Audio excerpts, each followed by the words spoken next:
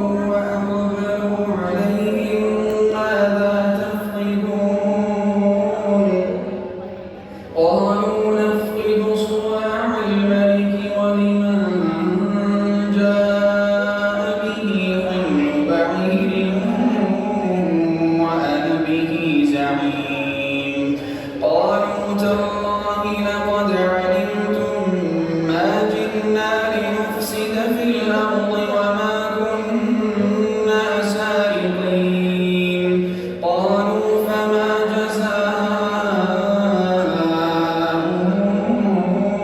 إن كنتم كاذبين قالوا جزاؤه من وجد في رحله فهو جزاؤه كذلك نجزي الظالمين.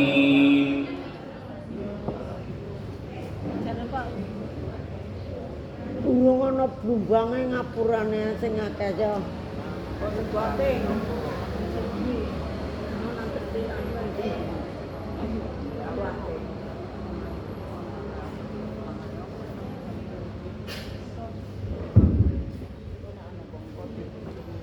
Bismillahirrahmanirrahim. Assalamualaikum warahmatullahi wabarakatuh. Innal hamdalillah nahmaduhu wa nasta'inuhu wa nastaghfiruh wa na'udzu billahi min shururi anfusina wa min sayyiati a'malina may yahdihillahu fala mudilla lahu wa may yudlil fala hadiyalah. Asyhadu an la ilaha illallah wahdahu la syarika lah wa asyhadu anna Muhammadan abduhu wa rasuluhu la nabiyya wa la rasula ba'dah. Allahumma salli wa sallim wa barik ala nabiyyina Muhammad wa ala alihi wa sahbihi wa man tabi'ahum bi ihsanin ila yaumil qiyamah.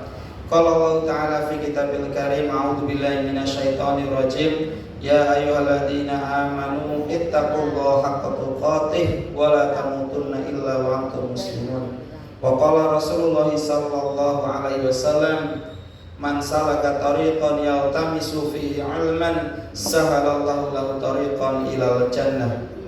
Kepada segenap pimpinan cabang Muhammadiyah yang kula hormati, kepada segenap pimpinan cabang Aisyah yang kula hormati sekaligus ortom-ortomnya, kepada Ustadz Fuad Rasyidi ingkang kula hormati dan kita tunggu-tunggu maidhahsanipun nasihat-nasihatipun kangge bekal kehidupan menika, kepada Bu Lurah lan bapak-bapak ibu-ibu seperangkatipun ingkang hadir rawuh pada pagi hari ini, dan kepada bapak-bapak ibu-ibu jamaah pengajian ahad pagi fastabiqul khairat. Pertama alhamdulillah pada pagi hari ini Allah memberikan nikmat kita dengan kondisi apapun sakit melangkahkan kaki ke majelis ilmu dalam rangka selain mencari ilmu juga meraih keberkahan agar meraih ridha Allah Subhanahu wa taala. Yang kedua, salawat serta salam semoga tetap terlimpahkan kepada Nabi kita, uswah hasanah kita, Nabi Muhammad sallallahu alaihi wasallam, suri tauladan contoh yang baik bagi kita untuk kita ikuti beserta keluarganya, para sahabatnya, dan orang-orang yang mengikuti mereka sampai akhir kiamat kelak. Bapak Ibu jamaah pengajian ahad pagi fastabiqul khairat, hari ini tanggal 31 Mei, akhir bulan Mei 2026, bertepatan dengan tanggal 14 Zulhijjah 1447 Hijriah, 14 Zulhijjah. Sampun sanes tasrik malih nggih. Monggo kita mulai mimiti riyen kangge baca doa belajar sesarengan. Kita awali dengan basmalah terlebih dahulu, kemudian doa belajar. Berdoa mulai Bismillahirrahmanirrahim. Raditu billahi rabba wa bil islami dina wa bi Muhammadin nabiyya wa rasula. Rabbi zidni ilma warzuqni fahma. Amin. Kepada Ustaz Fuad Rasyidi kami persilakan.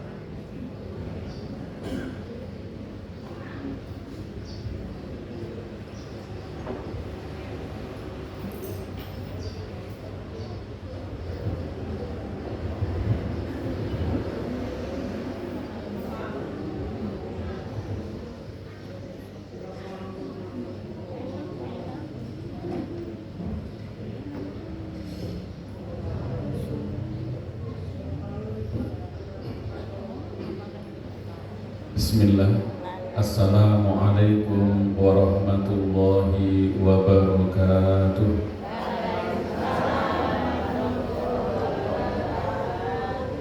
Innal hamdalillah nahmaduhu wa nasta'inuhu wa nastaghfiruh wa na'udzu billahi min shururi anfusina wa sayyiati a'malina. May yahdihillahu fala mudilla wa may yudlil fala hadiya lahu.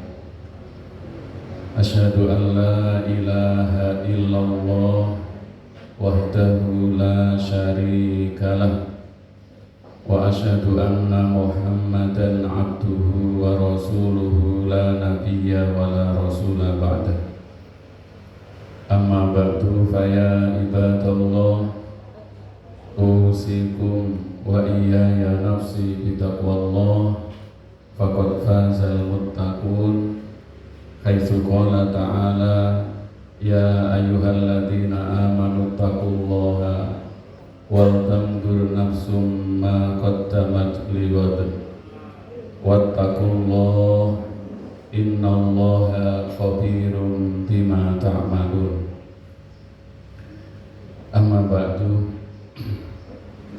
jamaah pengajian Ahad pagi rahimakumullah. Alhamdulillah, marilah senantiasa memuji kepada Allah dengan hati kita, dengan lisan kita, dan memuji kepada Allah dengan perbuatan kita. Kemudian sholawat dan salam senantiasa untuk junjungan kita Nabi Agung Muhammad Sallallahu Alaihi Wasallam, kepada keluarganya, kepada sahabat-sahabatnya, juga kepada orang-orang yang mengikutinya sampai hari kiamat. Bapak Ibu rahimakumullah, marilah senantiasa bertakwa kepada Allah dengan sebenar-benarnya takwa, yaitu menjalankan perintah-perintah Allah dan menjauhi larangan-larangannya. Jamaah rahimakumullah, kalau takwa di sisi Umar ibnul Khattab pada suatu saat bertanya kepada saudaranya yang bernama Ka'ab. Umar bertanya, apa makna dari takwa itu? Kemudian Ka'ab menjawab, wahai Umar, bukankah engkau pernah berjalan di suatu jalan yang banyak durinya? Kemudian Umar menjawab, iya pernah. Kemudian ditanya, bagaimana waktu itu kamu berjalan di atas jalan yang banyak durinya? Kemudian menjawab Umar bin Khattab bahwa aku sangat berhati-hati karena aku takut kalau nanti aku tertusuk duri. Jamaah rahimakumullah, begitulah kita hidup di dunia ini, harus sebagaimana orang-orang yang takwa, yaitu orang-orang yang kalau berjalan di muka bumi itu khawatir kalau nanti celaka. Maksudnya apa? Yang membahayakan dirinya dia akan hindari sekuat mungkin, seteliti mungkin, jangan sampai dirinya nanti celaka karena tertusuk duri. Nah, jamaah rahimakumullah, begitu juga kehidupan kita juga harus berhati-hati karena banyak sekali bahaya-bahaya dalam kehidupan kita kalau kita tidak berhati-hati. Jadi takwa itu sama dengan khauf, artinya takut, sama dengan takwa sendiri artinya ya bahasa Indonesianya itu takut.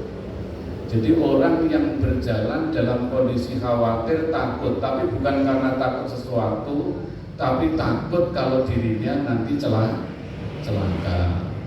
Maka Bapak Ibu rahimakumullah, kita harus berhati-hati dalam hidup ini agar kita tidak celaka, khususnya celaka di akhirat. Ya. Kenapa? Karena orang yang tidak berhati-hati di dunia kadang celakanya bukan di dunia, celakanya nanti di akhirat. Banyak orang yang tidak berhati-hati, banyak orang yang berjalan sembarangan, akhirnya dia celaka. Enggak celaka di dunia ini, enggak celaka. Kadang baik-baik saja. Orang yang enggak menjaga makanannya, orang yang enggak menjaga halal haram, itu kadang ya baik-baik saja kelihatan. Tapi dia yang pasti akan mendapat kecelakaan di akhir. Jamaah rahimakumullah, kita sebagai orang yang beriman itu pasti akan banyak dalam kehidupan kita ini akan selalu berhubungan, akan selalu bergaul dengan orang-orang yang di sekitar kita. Karena pergaulan itu suatu yang bukan saja keniscayaan, sesuatu yang tidak bisa dihindari. Artinya kita di rumah ya bergaul dengan tetangga, nanti di kantor bergaul dengan sesama karyawan atau sesama pegawai, di mana saja, di jalan ya nanti kita juga akan bergaul dengan orang-orang yang ada di jalan, di pasar juga nanti kita akan bergaul dengan sesama pedagang atau dengan pembeli. Maka jamaah rahimakumullah, pergaulan itu akan sangat mempengaruhi kehidupan kita. Kita diharapkan atau diperintahkan untuk sangat berhati-hati dalam bergaul, karena yang pertama, bergaul itu mempengaruhi kehidupan kita. Ya. Kenapa? Karena Rasulullah Shallallahu Alaihi Wasallam bersabda, al-mu'minu mir'atul mu'min. Orang beriman itu mir'ah. Ada yang tahu mir'ah? Mir'ah. Kalau mar'ah, ada mar'ah. Kalau mar'ah itu perempuan. Kalau mir'ah, kira-kira apa? Mir'ah itu cermin. Ya, kenapa mirip mir'atun sama mar'atun? Cuma selisih apa? Fathah sama kasroh. Mir sama mar. Kalau mar'atun perempuan, kalau mir'atun cermin. Karena yang biasa pakai mir'ah itu mar'ah, yang biasa pakai cermin itu perempuan. Coba tanya bapak-bapak yang tadi mau berangkat bercermin, ya mungkin nggak ada. Kalau ibu-ibu, ya semuanya bercermin. Nah, al-mu'minu mir'atul mu'min. Seorang mukmin itu cerminan mukmin yang lain. Artinya kita dinilai dengan siapa atau dengan orang mukmin yang lain. Kalau jenengan kumpulnya sama ahli fasik, tukang fasik, yang fasik itu yang suka berbuat dosa, nanti ketika si berbuat dosa ini ketahuan, pasti yang dicari temannya. Atau jenengan punya calon apa begitu, yang mungkin jenengan nggak bisa menilai seseorang langsung ini siapa. Kalau dari nama saja terus alamat kita nggak tahu ini orangnya seperti apa. Pasti kita akan cari tahu siapa temannya. Ini konsone kok.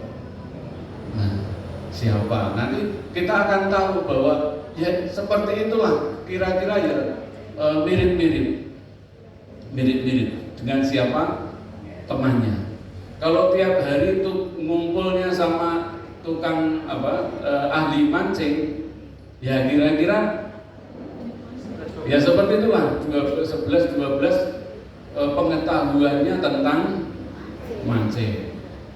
Kalau jenengan kalau ada orang yang biasanya ngumpulnya sama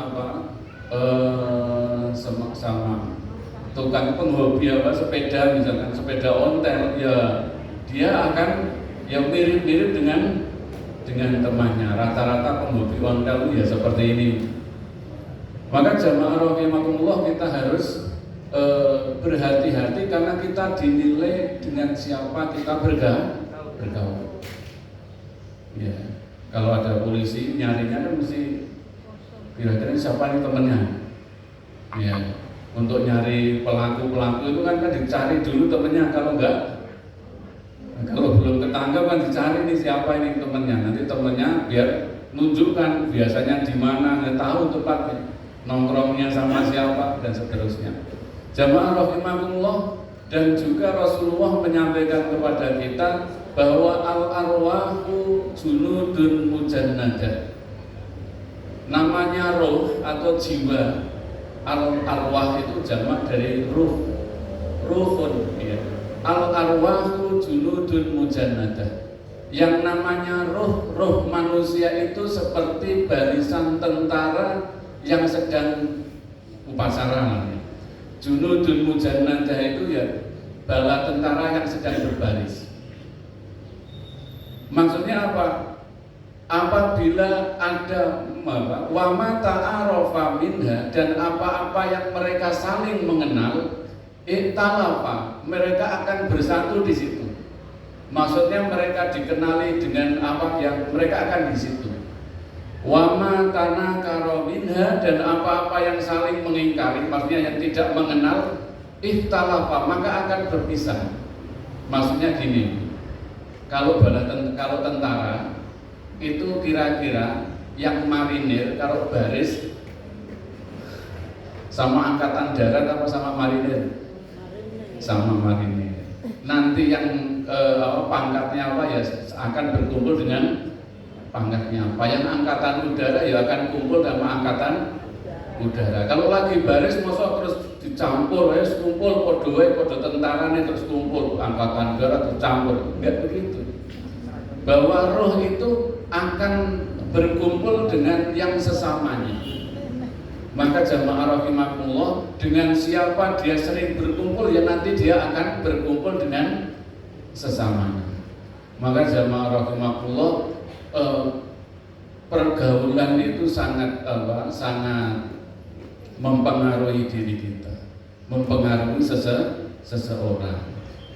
Kemudian yang perlu diingat bahwa selain bahwa al-mu'minu mir'atul mu'min dan al-arwahu junudun mujannadah, bahwa roh-roh itu akan seperti pasukan yang sedang berbaris, artinya dia akan ngumpul dengan sesamanya. Rasulullah juga mengatakan ar-rajulu ala dini khalili, seseorang itu berada di dalam agama saudaranya atau agama khalili, agama orang yang dia cintai. Nah, ini mendalam sebenarnya Bu, untuk mikir sidik bahwa seseorang itu dia berada di dalam agama orang yang dicintainya. Kalau sudah jenengan cintanya sama siapa ya agamanya di situ. Maka kita harus hati-hati kalau kita ini misalkan punya anak, kok kecenderungan anak kita ini sama, misalkan dalam pergaulannya ngumpulnya sama anak-anak atau sama teman-temannya yang Nasrani atau yang Yahudi misalkan, kemudian ngumpul di sana, kemudian dia cinta dengan salah satunya, maka sebetulnya walaupun dia nggak keluar dari Islam, pada dasarnya dia sudah berada di dalam din atau agama khalilih, orang yang dicintainya. Ya. Jamaah rahimakumullah, ini yang menjadikan kita harus berhati-hati, apalagi sekarang ketika orang tua terkadang tidak lebih kuat daripada teman-temannya. Orang tua tidak lebih tidak bisa kalah dengan komunitas yang anak-anak kita miliki. Ya. Maka kita harus berhati-hati sekali, bertakwa kepada Allah, karena yang membentuk mereka, kalau putranya jenengan misalkan kuliah di suatu tempat di mana, entah di Jogja, atau di Solo, atau di Semarang, terus dia kumpul di sana, itu yang bentuk itu bukan dosennya loh. Yang bentuk karakter putra-putri jenengan itu bukan dosennya, apalagi rektornya bukan. yang membentuk, yang lebih banyak membentuk anak-anak jenengan itu adalah temennya, kelompoknya. Kalau kelompoknya ahli-ahli fasik, ya maka besar kemungkinan putranya jenengan juga akan larut. Kalau putranya jenengan kumpulnya sama ahli-ahli ibadah, anak-anak yang soleh atau soleha, maka insya Allah dia akan berada di jalan yang benar. Maka pergaulan itu menentukan. Bahkan Rasulullah sampai mengatakan seseorang itu berada di dalam agama orang yang dicintainya. Kalau jenengan kok seneng sekali sama orang apa ya, sebenarnya jenengan itu berada di dalam agama orang yang jenengan cintai.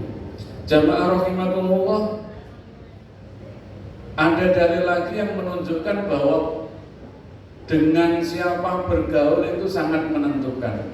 Rasulullah bersabda, al-fahru wal khuyala'u fil faddadina ahlil wabah. Kemudian wasakinatu fi ahlil ghanam. Al-fahru, keangkuhan.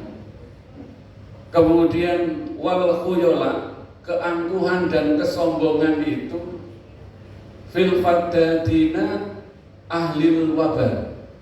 Artinya di dalam penggembala-penggembala unta. Sedangkan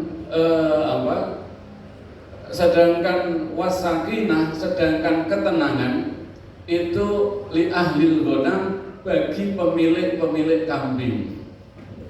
Nah, ini mikir meneh, dua cotok ini juru mudeng.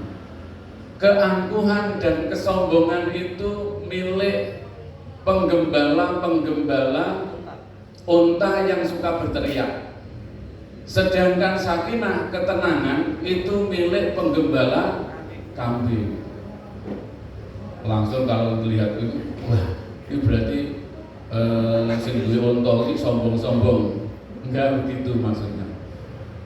Penggembala-penggembala unta karena setiap hari dia bergaul dengan unta, dan unta itu enggak kemudian cukup begitu, enggak, harus dia diteriaki, harus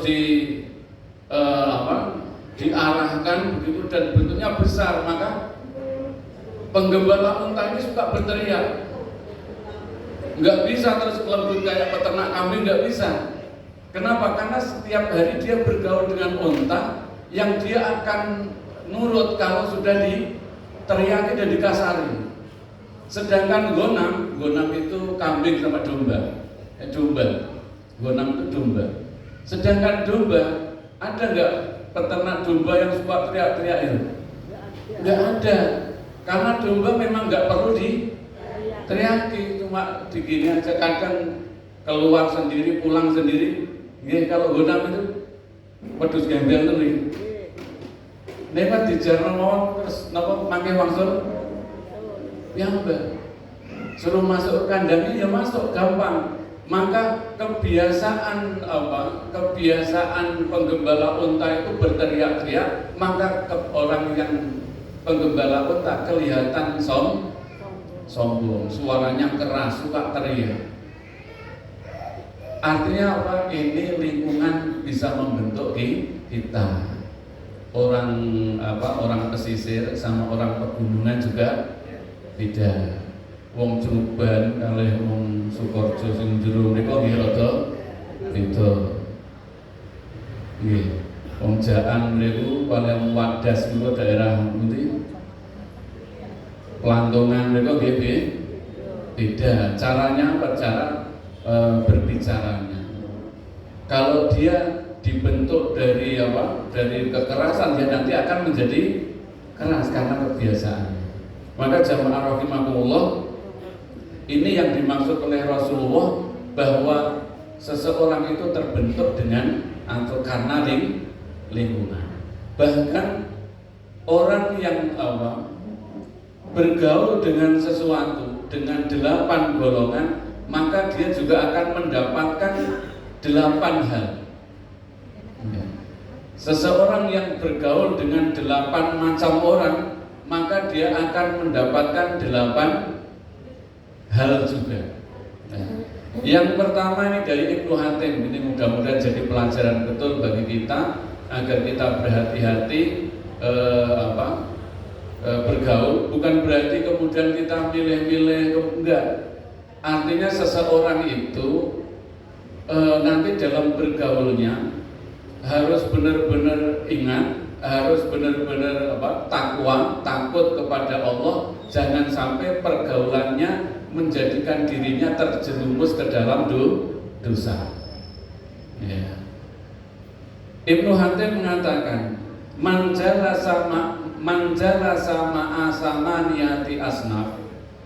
Barang siapa yang dia mujalasah itu bergaul tapi tidak sekedar terus ketemu ngobrol terus pulang, enggak, tapi bergaul jalasa itu ngumpulnya itu sudah intensif. Ngumpulnya itu intens itu pokoknya tenanan lah. Kalau teman jadi akrab gitu, itu namanya mujalasa. Enggak cukup sekali tapi berkali-kali, itu namanya mujalasa.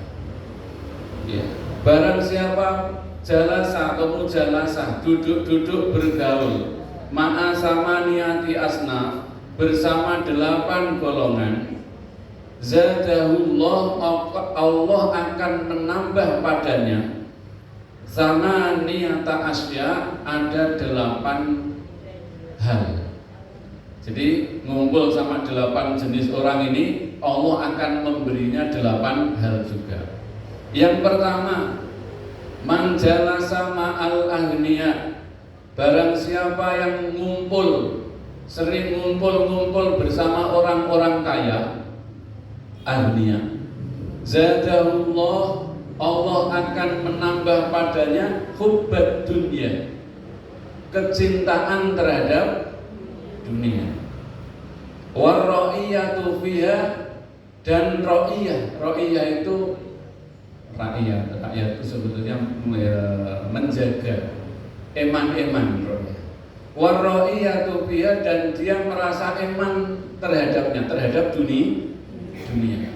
Jadi kalau jenengan kok ngumpulin sama orang kaya, berarti jenengan dalam posisi tidak sebagaimana orang kaya ini. Dalam posisi mungkin dia belum kaya atau miskin ya. Kok jenengan suka ngumpul sama orang-orang kaya, Allah nggak nambah kaya. Nggak otomatis kalau jenengan ngumpul sama orang kaya jadi orang kaya, enggak. Tapi yang Allah pasti akan tambahkan itu adalah hubbat dunya wa ra'iyata fiha, yaitu cinta kepada dunia dan suka eman-eman terhadapnya. Ya sebetulnya juga nggak pantas juga. Contoh jenengan kok terus ngumpul, misalkan jenengan ngumpul sama yang motornya gede-gede itu, padahal motor jenengan di rumah cuma Supra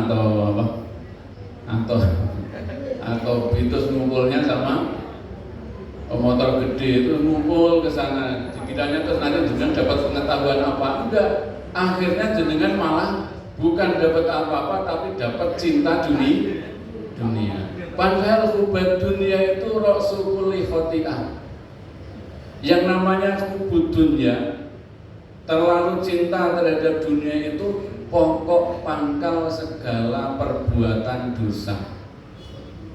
Coba ada orang berbuat dosa rata-rata karena cinta dunia. Ada orang korupsi kenapa kira-kira?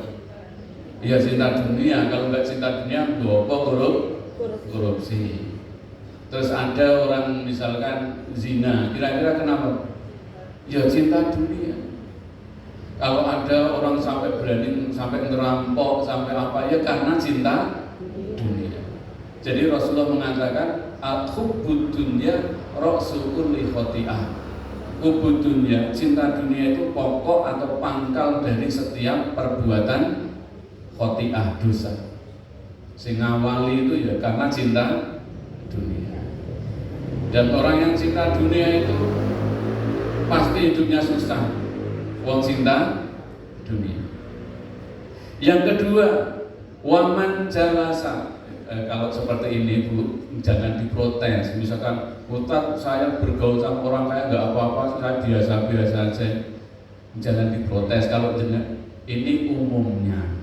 Kalau seseorang kemudian DP ke orang kaya, terus dia gaul ke sana, terus berharap nanti mendapat sesuatu, itu ya yang dapat itu cinta dunia.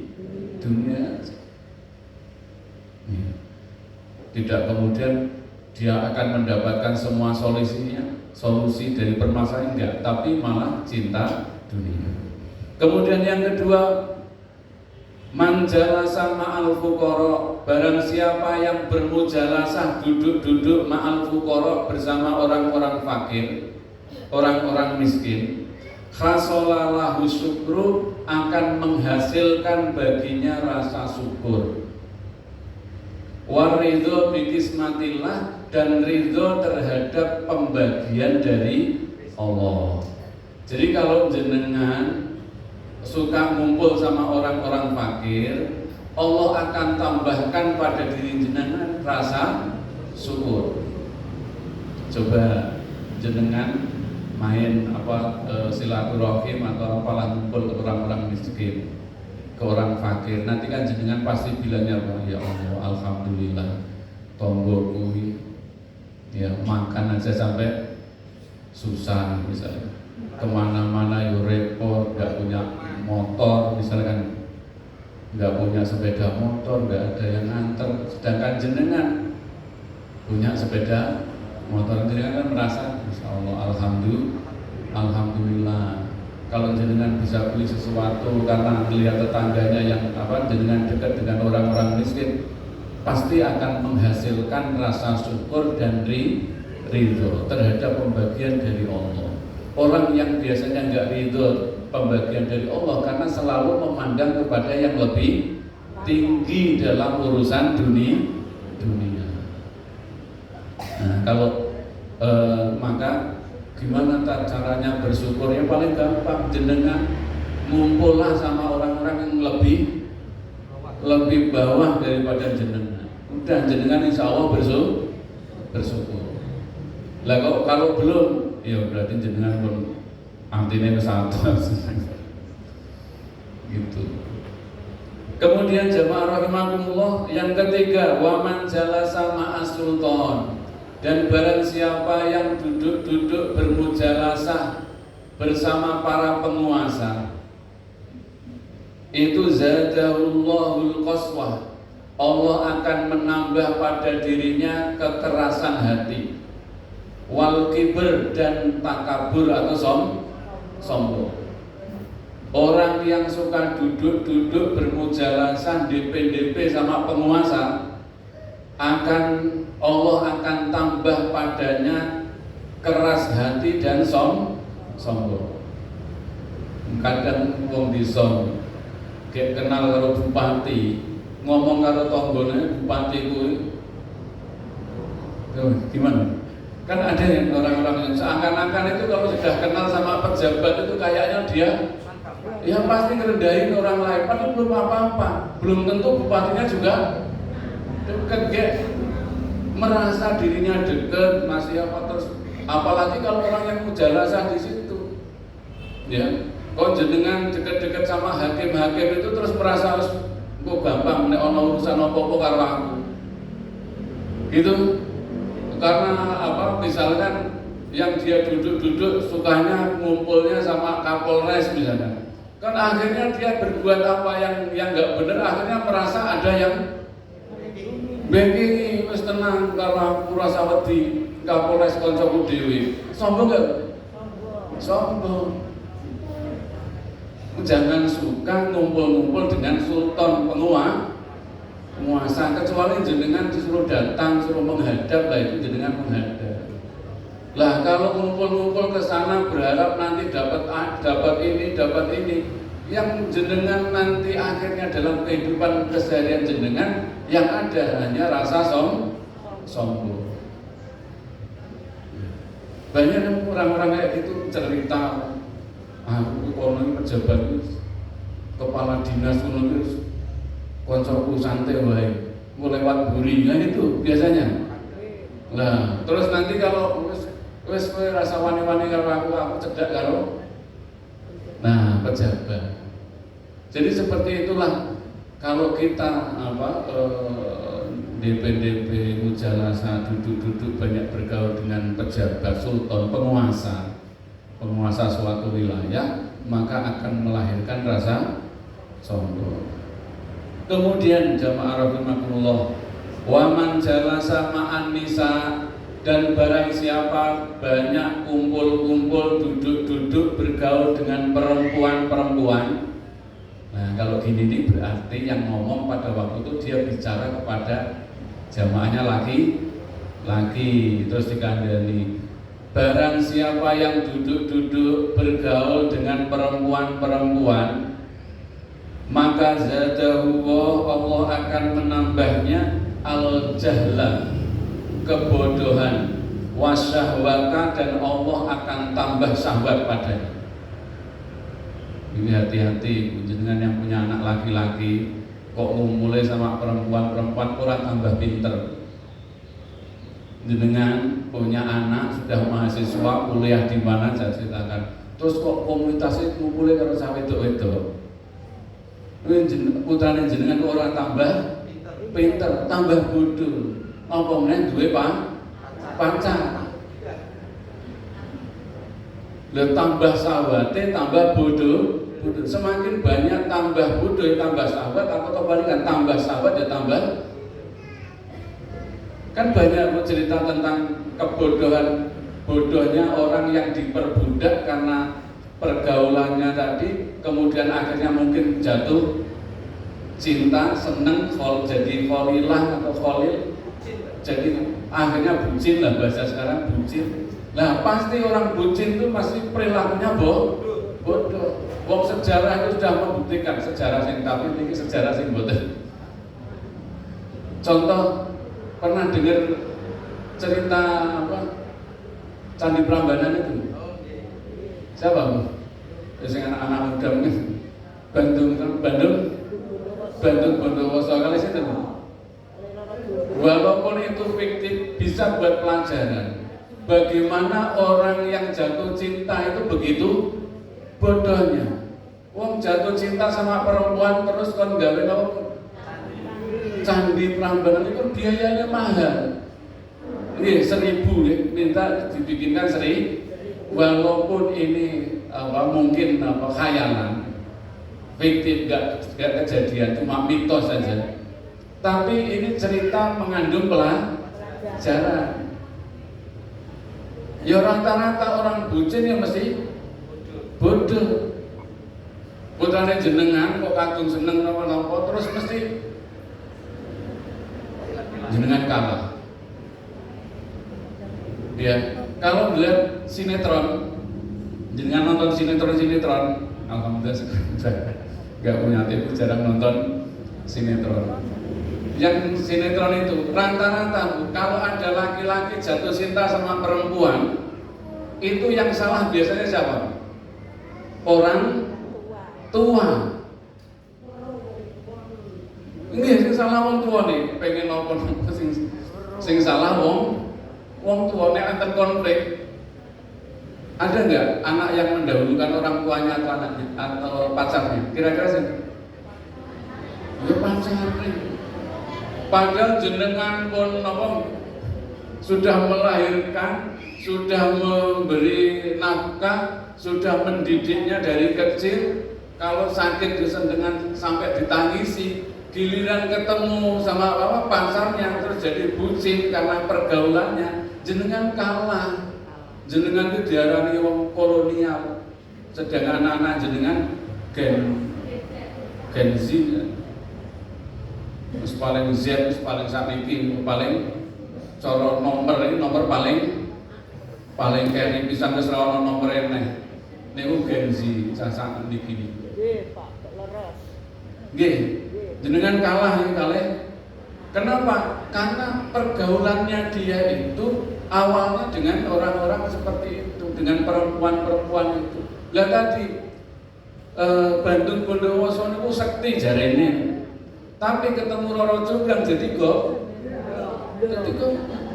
Lah kon gawe candi kok sewengi 1000. Niku pripun? Ya pusing.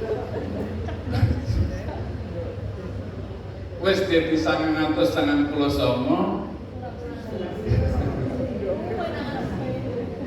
konangi apa niku? Kentongan kali jagung kloro. Terus akhirnya jengkel malah ngutuk, dikutuk niku. Dikutuk dadi. Nah ini kalau kita melihat cerita Candi Prambanan itu ya kita melihat betapa bodohnya laki-laki yang jatuh angel kandhani. Sing angel dikandhani iki siji wong rokok, loro ping wong jatuh cinta.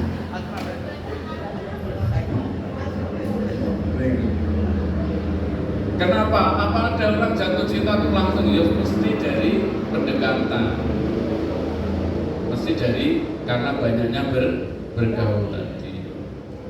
Nah, jamaah rahimakumullah. Kemudian yang kelima, waman jalasa ma'asibian, dan barang siapa yang duduk-duduk bersama anak kecil, yang suka duduk sama anak kecil. Nah, saya balik lagi nih, mumpung ingat yang tadi yang duduk-duduk sama perempuan itu, kalau anak-anak yang masih belum akil, belum balik saja itu bahaya, Bu. Sekarang kan banyak anak laki-laki tapi gayanya kayak ke perempuan, feminin, karena mungkin dari kecilnya itu sudah ngumpulnya sama anak perempuan terus. Anak kecil yang belum punya sahabat saja kemudian bisa niru, akhirnya kebablasan. Sekarang di beberapa sekolah ada anak-anak anaknya laki-laki, ya kadang gagah-gagah, tapi kemudian perilakunya kayak perempuan, padahal ngumpuli cawe itu, ngumpuli cawe itu, kadang bengok ngumpuli cawe itu, gayanya, jalannya ngumpuli. Kenapa? Karena dia terlalu banyak tadi bergaul dengan perempuan. Nah, kemudian lanjut, waman jalan sama asibyan, barang siapa yang suka duduk-duduk bergaul dengan anak kecil, maka izdada minal lahwi, dia akan banyak bermain hal yang sia-sia, banyak main-mainnya. Ya, maksudnya saya Pak, saya ini guru TK, terus gimana bergaulnya tiap hari dengan anak itu kan pendidikan beda. Yang dimaksud di sini itu misalnya jenengan anaknya jenengan sudah SMP, terus ngumpulnya sama anak kelas 1, 2 SD, yo pasti wis SMA wis senengane napa? Ya senengan anak-anak kelas 1, 2 SD, yo enggak pantas juga. Enggak pantas. Memang namanya bergaul ya yang setara, sejajar. Kalau bergaul apalagi orang tua terus kumpul sama anak-anak kecil, terus bergaulnya sama anak-anak kecil, ya nanti akan banyak berbuat yang sia-sia, yang gak ada artinya. Kemudian yang keenam, waman jala sama al-fusa, ini yang kita harus hati-hati. Barang siapa yang banyak bergaul dengan orang-orang fasik, al-fusa, izdada minal jir'ati minal dunub, ya, ala dunub.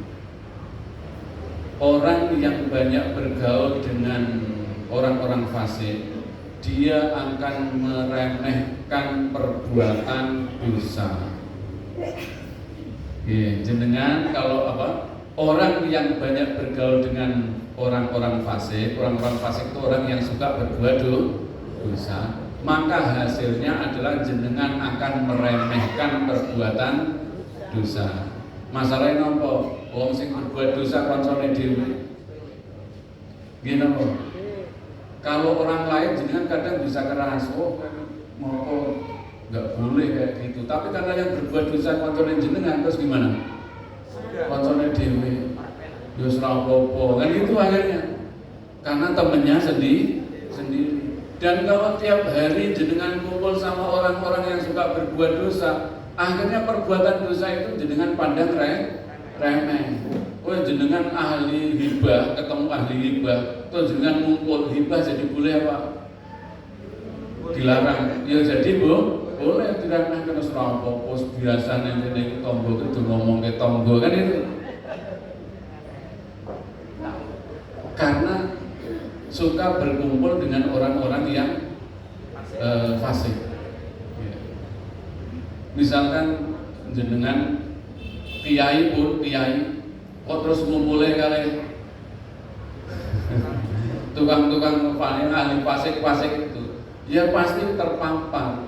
Jadi kadang kalau jadi kiai terus paling ngumpul nih lokalisasi ketemu karo niku napa pedagang-pedagang sing boten bener niku kok terus aman-aman boten, pasti nanti dia akan meremehkan perbuatan dosa. Nah, coba ngumpul kalian niki misalnya kiai terus ngumpul kalian tiang-tiang niku napa sing ten wetan mriku napa sing ten kilen terus niku jare kok ceramah terus niku ngaji ngeten.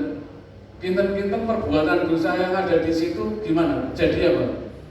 Jadi remeh baginya. Wong harusnya dia bertindak, ayo nggak usah kerja kayak gitu kan itu. Lah kok terus bergaul, ngumpul-ngumpul, cerita-cerita. Nah, akhirnya apa? Ya seperti itulah pergaulan itu begitu membentuk. Akhirnya yang terjadi adalah dia meremehkan dosa, wa taswi fit taubah. Setelah dia meremehkan dosa, dia akan mengundur-undur, meremehkan juga. Taswif itu dari kata sufi itu artinya lembut. Dia akan berlemah lembut terhadap taubat, maksudnya meremehkan taubat. Karena aku saya kumpulin kalau itu ben saya muga-muga. Akhirnya taubat itu dianggap remeh, Bu. Diundur-undur, dia mengundur-undur taubat karena suka bergaul dengan orang-orang fasik. Kemudian jamaah rahimakumullah yang ke-7 yang ada 8. Wa man jalasa ma'as sholihin, barang siapa yang duduk banyak bergaul dengan orang-orang soleh, maka izdada ra'iyah fit ta'ah, maka dia akan bertambah di dalam berbuat taat. Kalau duduknya sama orang soleh, itu pengennya taat, walaupun kadang belum kesampaian. Kok jenengan kumpul sama orang-orang yang soleh, yang ahli ibadah, sing yura neko-neko, baik sama tetangga. Jenengan walaupun kadang belum bisa berbuat baik seperti orang soleh tadi, paling tidak ada keinginan untuk berbuat taat. Aku dia nek detektir yo pengen taat. Tapi sekarang belum mampu. Jenengan ngumpul sing ahli sedekah yo insyaallah walaupun jenengan belum bisa sedekah ya enggak apa-apa, tapi sudah ada keinginan untuk bersedekah. Begitu. Kalau ngumpulnya sama yang suka ngaji walaupun kadang belum bisa rutin ya paling tidak kalau ngaji seneng. Itu namanya ar-ruhbah, ar-ruhbah fit ta'ah. Jadi rasa keinginan, semangat untuk berbuat taat. Ya. Dan yang terakhir, wa man jalasa ma'al ulama, barang siapa yang duduk-duduk bersama orang alim. Beda soleh sama alim. Soleh itu wong apian. Nek masalah ilmu ya ora pati, tapi wonge apian.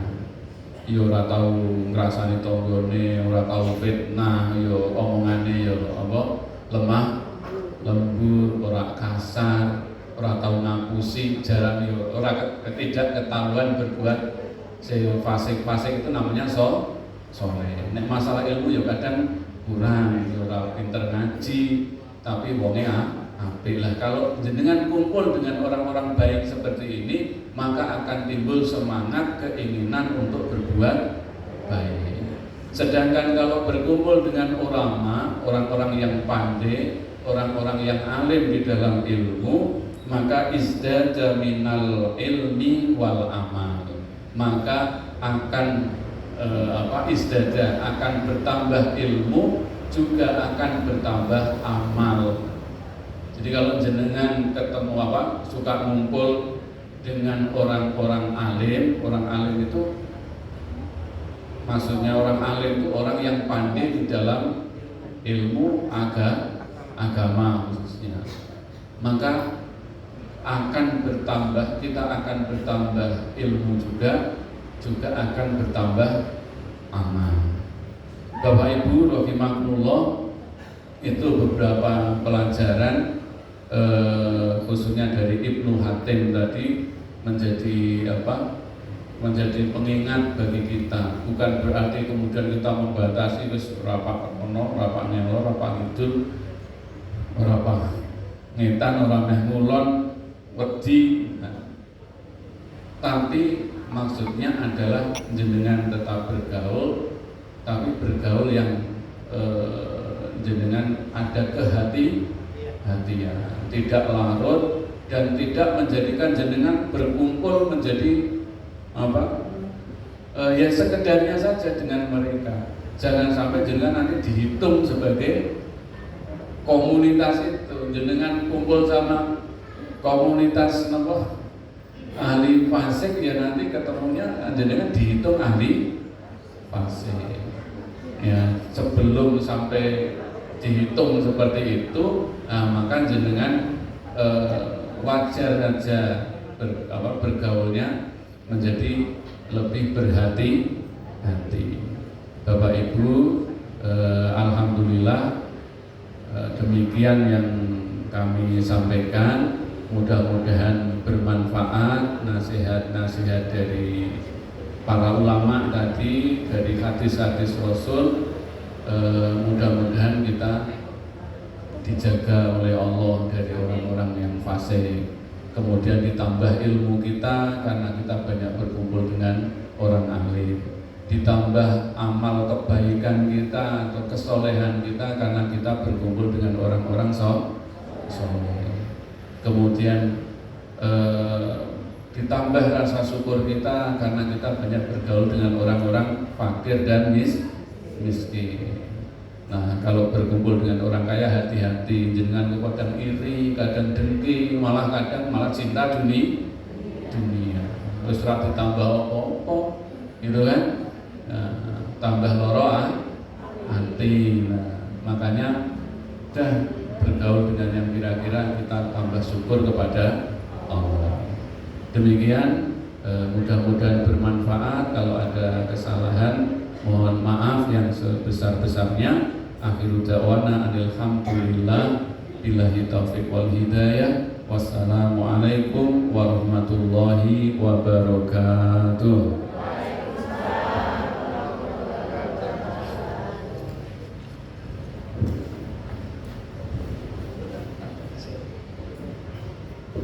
Jazakumullah khairan katsiran kami sampaikan kepada Ustaz Fuad Rasyidi atas maidhosahipun poin-poin yang sangat penting sekali.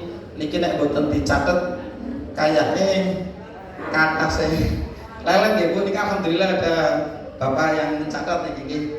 Kalau saya merekam Bu ya. Kalau saya hobinya tak rekam video kali suara bisa diulang. Dan yang poin-poin penting Bu, salah satu yang berkumpul dengan orang soleh dan alim nggih menika menghadiri pengajian Ahad pagi niku pun dapat kali nggih Bu. Orang soleh kali orang alim. Niki ngampun Ustaz boten kerangkum Ustaz. Promosi Ahad pagi, maka diajak nggih saudara, pasangan, anak untuk berangkat Ahad pagi. Menginformasikan infak pada Ahad pagi hari ini memperoleh Rp642.000 dan kami sampaikan jazakumullah khairan katsiran atas sedekahipun saking Ibu Nur Hidayah Perumahan Jenar Saleh Blok E, kemudian Ibu Sri Wahyu Riwayati Perum Jenaran Blok B dan jamaah sekalian. Alhamdulillah sampun kita melampaui, ilmu dapat, kemudian niat amal sudah ada dalam dada sehingga cukup diwujudkan saja agar meraih kebaikan di sisi Allah Subhanahu wa taala. Kita tutup dengan doa kafaratul majelis. Subhanakallahumma wa bihamdika asyhadu an la ilaha illa anta astaghfiruka wa atubu ilaik. Dari kami segenap panitia mohon maaf bila banyak kekurangan. Bila taufik wal hidayah. Wassalamualaikum warahmatullahi wabarakatuh.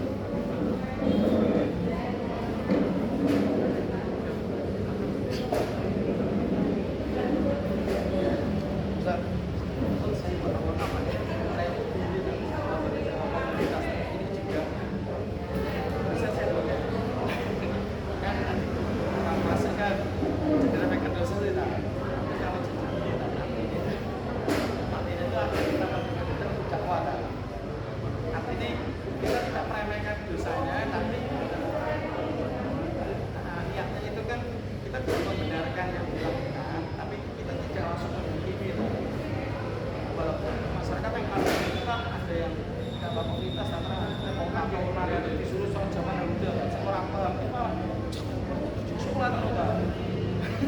Lah akhirnya saya gak mampu beneran. Kayaknya ngaji angel-angel petobak malah dia dipakai karo jamaah kali ini. Di masjid ini juga pernah. Ada satu dua rekan saya ngajar ngomong saya tentang obat Rasulullah untuk masjid malah dipakai dulu. Santai. Oke.